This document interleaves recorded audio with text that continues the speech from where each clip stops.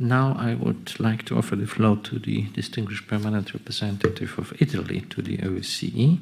Next will be the United States delegation. Ambassador, the floor is yours. Thank you, Mr. Chairman. Italy aligns with the statement delivered by the European Union and would like to add some additional remarks in a national capacity.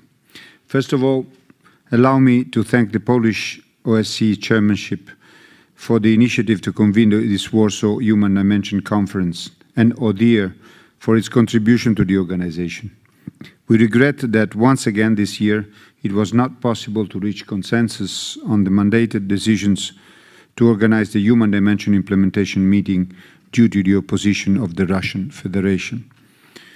Today, more than ever, there is a pressing need for participating states and civil society organizations to discuss how to enhance the promotion and protection of human rights and fundamental freedoms across the OSCE area, and Italy fully supports the decision of the Polish chair to convene us today to this end.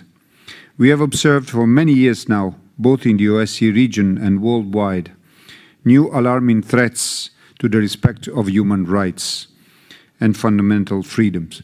This resilience of our democratic institutions is being tested by disinformation and the abuse and misuse of new and emerging digital technologies.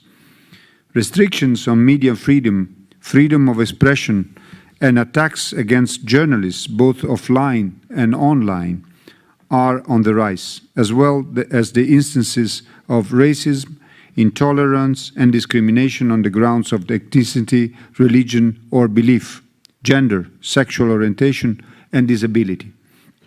The social consequences of the COVID-19 pandemic and rising economic inequalities affect those in most vulnerable positions within our societies, in particular women and youth. At the same time, the first war of aggression on our continent since the Second World War has shaken the foundations of the European security architecture, bringing incommensurable human suffering and destruction in Ukraine and beyond. We condemned in the strongest possible terms Russia's illegal, unprovoked, and unjustified war of aggression against Ukraine, as well as the illegal referenda which have taken place over the last few days in the Ukrainian territories under Russian temporary occupation. We stand by Ukraine and will continue to unwaveringly support the Ukrainian people in their fight for freedom and justice. In the aftermath of Russia's war of aggression against Ukraine, the rapid activation of the Moscow mechanism has allowed us to establish the facts around the atrocity crimes committed in Ukraine and to assess the deteriorating human rights situation in the Russian Federation. It is imperative that the authoritative reports prepared by the different missions of independent experts established under the Moscow mechanism this year continue to be widely disseminated to support international efforts towards accountability and to strengthen the implementation of our human dimension commitments. Mr. Chairman, Italy remains firmly convinced that respect for human rights and fundamental freedoms in open and inclusive democratic societies free from intolerance and discrimination is essential to guarantee the security, prosperity and well-being of our countries and our citizens.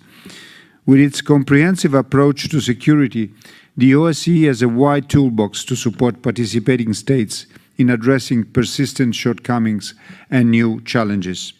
Thanks to its independent, transparent and impartial mandate, ODIHR plays a leading role in strengthening democracy, human rights and the rule of law in the OSCE area and in supporting all participating states in the implementation of our shared commitments. In particular, ODIHR's electoral observation missions provide for an authoritative and independent assessment, which is essential to strengthen democratic processes across the OSCE region. It is our common duty and responsibility to protect and enhance the independence of ODIHR and of the other OSCE autonomous institutions. Thank you, Mr. Chairman.